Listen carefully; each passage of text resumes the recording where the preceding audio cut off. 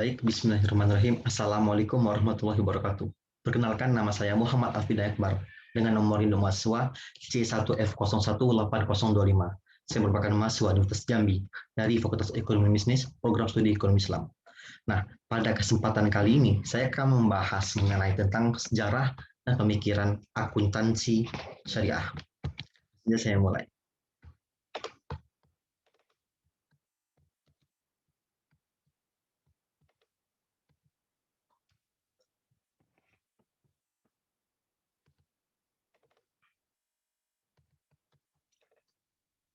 Baik, perkembangan awal akuntansi.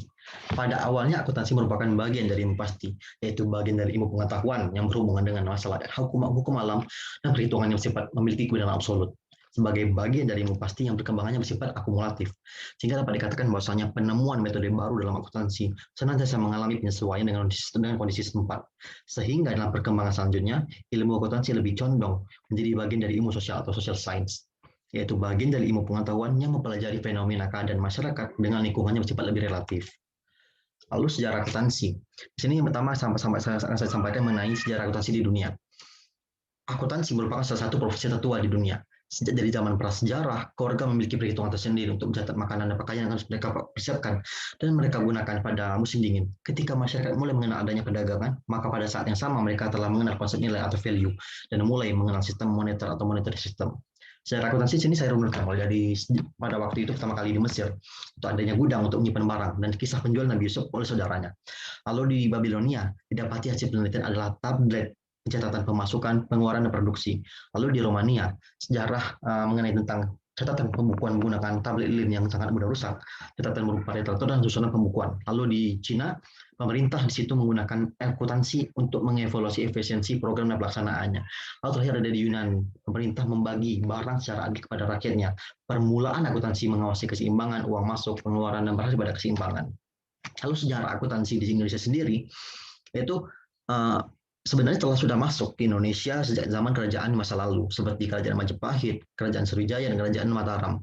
Dapat disebut menjadi pintu masuk bagi akuntansi untuk berkembang di Indonesia. Jadi sejak tahun 1602, akuntansi sudah mulai diterapkan di Indonesia.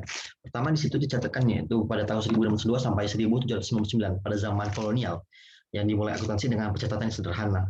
Lalu tahun 1800 sampai 1942 zaman penjajahan Belanda, pencatatan debit dan kredit sudah mulai diberlakukan. Lalu pada tahun 1940 hingga 1945 atau zaman penjajahan Jepang, pencatatan debit dan kredit masih tidak ada perubahan. Dan tahun 1945 hingga sekarang, zaman kemerdekaan mulai terjadinya harmonisasi standar akuntansi internasional atau IFRS. Lalu perkembangan akuntansi syariah. Nah, perkembangan peserta jadi dalam kegiatan usaha dan lembaga keuangan atau perbankan, asuransi, pasar modal, dan pensiun dan sebagainya yang berbasis syariah. Nah, dalam 3 dekade terakhir, lembaga keuangan telah meningkatkan volume dan nilai transaksi berbasis syariah, yang tentunya meningkatkan kebutuhan terhadap akuntansi syariah itu sendiri. Nah, di sini saya runutkan pula, sebelum tahun 2002 mengacu pada PSAK nomor 31 tentang akuntansi perbankan, walaupun tidak dapat dipergunakan sepenuhnya, terutama paragraf-paragraf yang bertentangan dengan prinsip syariah seperti pemberlakuan akuntansi untuk kredit. Selain itu juga mengacu pada accounting auditing standard for Islamic Financial Institution.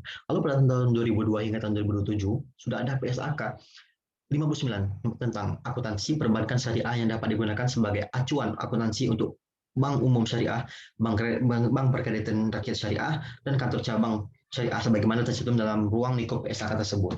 Lalu pada tahun 2027 hingga sekarang, pada periode ini DSAK atau Dewan Standar Akuntansi Keuangan mengeluarkan PSAK syariah yang merupakan perubahan dari PSAK 5 nomor 59, yaitu dalam bentuk kerangka dasar penyusunan dan penyajian laporan keuangan dan syariah atau KDPP LKS. Dan PSAK syariah tersebut yang baik oleh entitas syariah maupun entitas konvensional yang melakukan transaksi syariah, baik sektor publik maupun sektor swasta.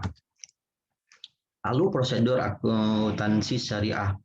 Nah, akuntansi ini menyediakan informasi keuangan yang berguna untuk pengambilan keputusan dan ekonomi dan bisnis. Dalam menyediakan informasi tersebut dibutuhkan beberapa tahapan atau prosedur. Nah, berikut adalah sekilas prosedur yang dalam akuntansi.